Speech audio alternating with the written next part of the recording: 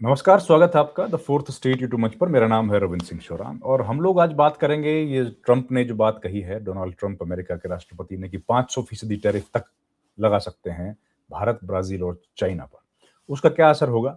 हमारे साथ बातचीत करने के लिए देश के जाने-माने आजकल वरिष्ठ पत्रकार लेकिन पूर्व नौकरशाह आईआरएस अधिकारी रहे हैं और अंतर्राष्ट्रीय मामलों और साथ-साथ इकोनॉमी, अर्थशास्त्र पर बड़ी गहरी पकड़ रखते हैं दिनेश के वोहरा साहब। इनका अपना न्यूज़ चैनल भी है, न्यूज़ टाइम, आप वो भी ज़रूर देखिए, यूट्यूब पर उपलब्ध है और बहुत शानदार विश्लेषण वहाँ पर किया जाता है।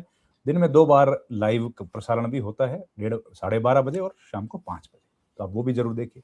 सर नमस्कार, बहुत-बहुत स्वागत है आपका। धन्यवाद, धन्यवाद। कैसे हैं आप रविंद्र जी? ठीक है सर, ठीक है सर। आप कैसे हैं सर? शुक्रिया आपका, आपने आमंत्रित किया।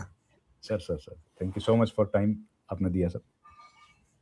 सर मैं ये कह रहा था, ये 500% की बात हो गई सर, अब तो 20, 25, 30 का तो मामला ही खत्म। अंतर्राष्ट्रीय कूटनीति में जो हो जाए वही कम है अब। हम लोग अब पहले एक वर्ड ऑर्डर की बात किया करते थे, अब हम वर्ड डिसऑर्डर की बात करते हैं। जी। तो ये जो वर्ड डिसऑर्डर है, थोड़ा सा इसका मैग्नीट्यूड बड़ा हो गया, 70 mm का हो गया अब। अब समस्या यहाँ पर यह है कि हर आदमी अपने मन में एक गांठ बांध के बैठा हुआ है अंतर्राष्ट्रीय जी। राजनीति में या अंतर्राष्ट्रीय कूटनीति में। तो ऐसे में किसके मन में कब क्या आता है, क्या पता चलता है? जिसकी लाठी उसकी भैंस है। बड़ी सिंपल सी बात है साहब। ऐसा लगता है हम वर्ल्ड वॉर 2 के पहले समय में वापस चले गए हैं। वहां पे या उससे पहले का भी एक राज था, एक ज्योग्राफिकल एक्सपेंशंस हो गए, या राजा है तो उसके पास असीम ताकत है, तो जैसा मर्जी इस्तेमाल कर ले, उस पर कोई रोक टोक तो थी नहीं, ना ही कोई वर्ड ऑर्डर था, ना ही ऐसी कोई इंस्टीट्यूशन। तो आप क्या करोगे अल्टीमेटली? आप उसके बाद फिर मारा मारी वाली स्थिति हो जाती है कि मेरे पास ताकत है, तो मैं भी हजम कर जाऊंगा, तुमको भी हजम कर जाऊंगा। वही आजकल हो रहा है। और ये तब होता है जब इंसान अपनी खुद की जो असुरक्षा होती है ना, उसमें से वो निकलने की कोशिश करता है। अब वो खुद भी असुरक्षित है, ट्रंप साहब, जिन्होंने ये सब नया मामला किया है, सैंक्शनिंग ऑफ रशिया एक्ट जो है, पहले से चला आ रहा था, लेकिन अचानक से ट्रंप साहब ने इस पे साइन किया, तो उसको मुझे लगता है कि पिछले 2-3 दिन की घटनाओं से जोड़कर देखा जाना चाहिए। पहली घटना, मैं वो नहीं कहूंगा कि जो बेसिकली मोदी जी को उन्होंने क्या कहा, क्योंकि मोदी जी को जब भी कुछ कहते हैं ना कि मेरा अच्छा दोस्त है, तो समझ लो एक थप्पड़ और पड़ने जा रहा है। इस घटनाक्रम को आप ये देखिए कि वेनेजुएला के घटनाक्रम के बाद अमेरिका ने अपनी नेवी की सहायता से और साथ ही ब्रिटिश सहायता से एक रशियन टैंकर को जब्त किया, मैरिनर, जिसका नाम पहले बेला 1 था।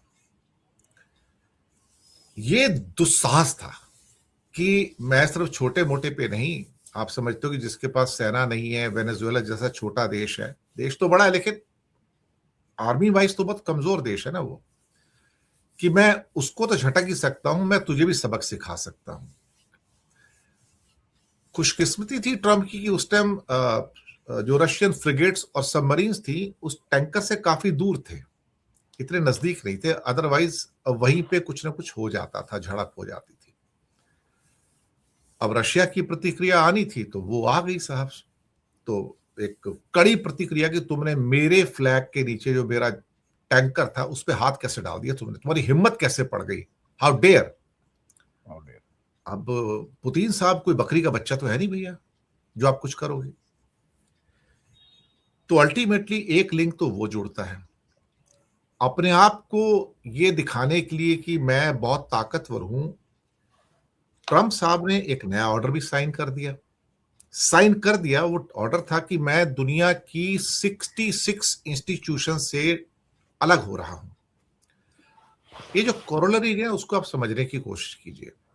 अब उसमें क्लाइमेट फंड भी है सारा, पेरिस मीट का, उसमें इंडिया को बहुत बड़ा धक्का लगा है। इंटरनेशनल सोलर जो एसोसिएशन थी उसमें इंडिया चीफ था उसका, तो वहां से भी अलग हो गया, या WHO से, यूनिसेफ से, बहुत बहुत सारी जगह, यूनेस्को से, सॉरी, जहां से अलग होते चले गए। यहां से अलग होना एक बार कुछ समझ आता था, जो यूएनओ की चीजें, क्योंकि वहां 80% फंडिंग ही उनकी है।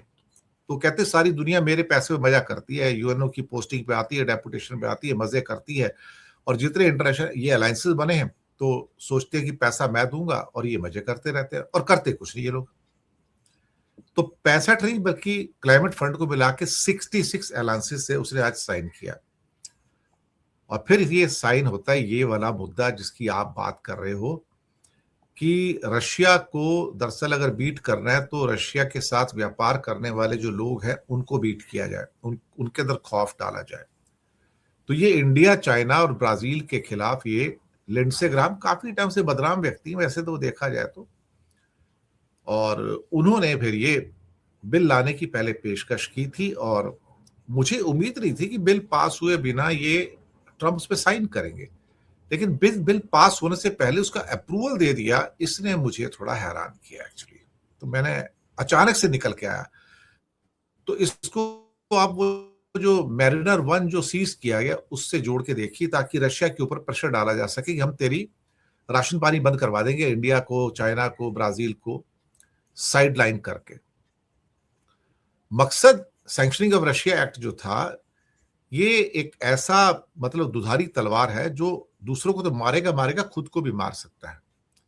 यानी कि रशिया से अगर आप सिर्फ तेल का व्यापार नहीं, बाकी व्यापार की बात भी है इसमें है। बहुत सारे हमारे शायद हो सकता है लोग सोचते होंगे, दर्शक मित्र, कि ये सिर्फ तेल के ऊपर है। ये तेल पर नहीं है। अगर आप यूरेनियम भी लेते हो, क्योंकि इंडिया के तो अधिकतर जितने भी प्लांट्स हैं, न्यूक्लियर प्लांट्स, वो रशिया के यूरेनियम पे चल रहे हैं, या हमारा अपना लोकल थोड़ा बहुत यूरेनियम है, तो हमारा सारा फ्यूल तो वहां से आता है। लेकिन वो तो under international atomic energy agency की जो गाइडलाइंस है उसके अंतर्गत आता है। अमेरिका खुद रशिया से यूरेनियम लेता है, क्योंकि वो सबसे बड़ा भंडार है उसके पास तो। लेकिन साहब, ये हमारे ऊपर अप्लाई करेंगे कि ये कोई यूरोप के ऊपर थोड़ी अप्लाई करेंगे, क्योंकि यूरोप भी तो लगातार तेल और गैस ले ही रहा है ना उससे। तो मनमानी चलेगी कि किसके ऊपर हमने ये लगाना है और किस पे नहीं लगाना है, वो प्रेरोगेटिव जो है प्रेसिडेंट का हो जाता है। अब ये अनिवार्य 500% टैरिफ, इतना सख्त प्रावधान आएगा तो सभी सामानों और सभी सेवाओं पर, देखिए इसमें छोड़ा कुछ नहीं उन्होंने। कोई सोचे कि हम उनके साथ कुछ सर्विसेज का ट्रांजैक्शन कर पाएंगे, कोई सॉफ्टवेयर बेच ले, तो हम वो भी नहीं कर पाएंगे साहब। तो 500% तक का जो आयात शुल्क लगाने की जो जरूरत है, वो अपने आप में दूसरे को दंड देने वाली बात है, ये कि आप कितना पनिश कर सकते हो। अब जबरदस्त दबाव तो बनता है।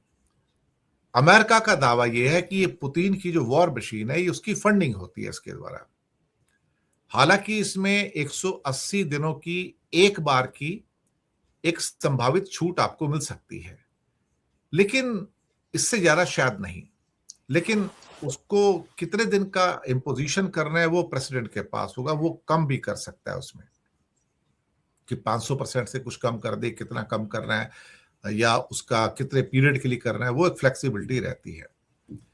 ये दरअसल एक किस्म का सेकेंडरी सैंक्शंस में आ जाता है, लेकिन सेकेंडरी सैंक्शंस इतनी टफ हो जाएंगी, वो अपने आप में ही शायद किसी भी व्यक्ति के लिए एक बड़ा डेटरेंट साबित हो सकती है।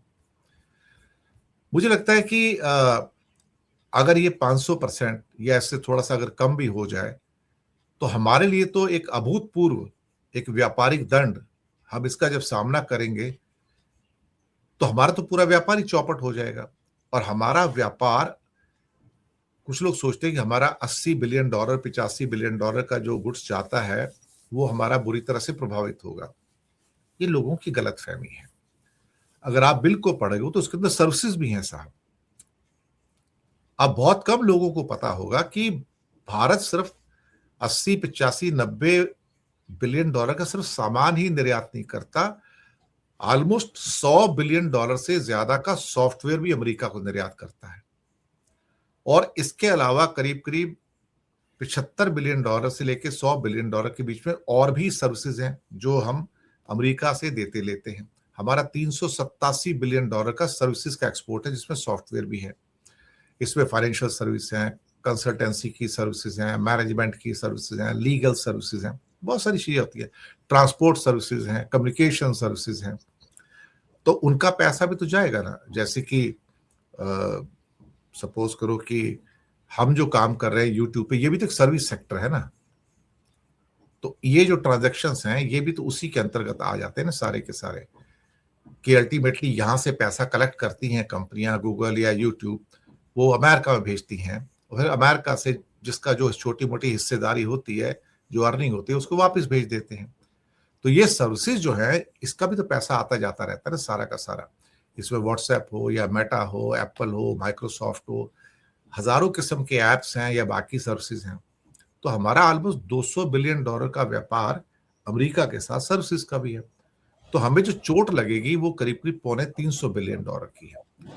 और साथ में अगर हमने कहीं एक और सर्विस है, रेमिटेंस सर्विस, जो लोग पैसा भेजते हैं, तो उस पर रेमिटेंस टैक्स लगाने की बात हो रही है 5%, 10% की। पैसा भी मैं नहीं भेजने दूंगा तुमको डॉलर, तो आपको तो $300 बिलियन तो साहब स्टेक पे आ गया। और आपका पिछले साल का जो इंपोर्ट था वो $900 बिलियन का था, एक्सपोर्ट सिर्फ 800 सवा 800 बिलियन था। तो $100 बिलियन का गैप है साहब। अब उसको पूरा ये सर्विसेज से होता था। अगर सर्विसेज के ऊपर चोट आ गई इस पूरे के पूरे बिलिंग की, हम तो बर्बाद हो जाएंगे। उसके बाद हम कटोरा लेके IMF के सामने खड़े होंगे। ये परिस्थिति है। और शायद मुझे लगता है क्योंकि लिंडसे ग्राहम भारत